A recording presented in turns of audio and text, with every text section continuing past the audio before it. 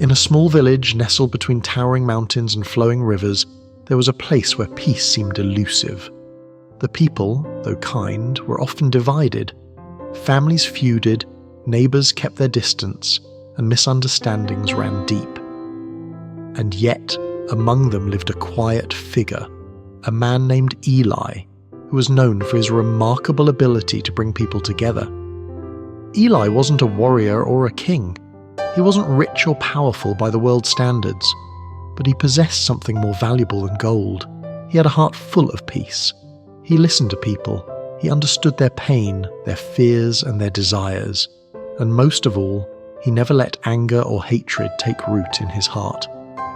One day, after yet another argument had divided the villagers, Eli gathered them in the town square. There, under the shade of an old oak tree, he spoke words that echoed in the hearts of those who heard them. "Blessed are the peacemakers," Eli said, his voice soft yet strong, "for they shall be called the children of God." The villagers, weary from their divisions, paused. Those words, simple yet profound, seemed to settle like morning dew over their souls.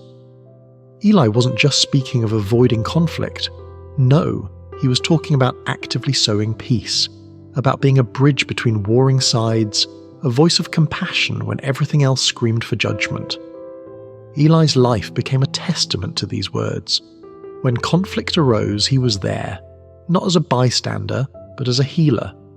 He didn't seek to be the loudest voice in the room, but the calmest. He didn't demand people to change, he invited them to understand, and slowly the village began to transform. It wasn't immediate, nor was it easy.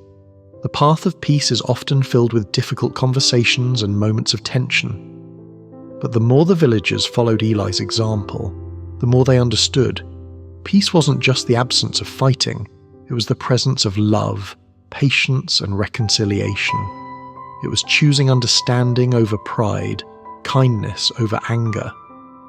And the villagers, as they embraced this way of life, began to notice something extraordinary.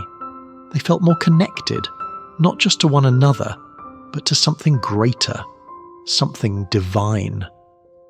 In their moments of peace, they could sense the presence of something sacred. The more they made peace, the more they reflected the heart of God. "Blessed are the peacemakers," Eli reminded them, "for they shall be called the children of God."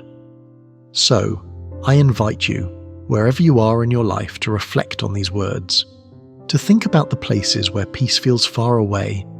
Are there relationships that need mending? Are there situations that call for your calm presence? You don't need to be a prophet or a sage. Sometimes it's the small, simple acts of peace that make the biggest difference. Be like Eli. Be the quiet force of peace in a world that's often loud with division.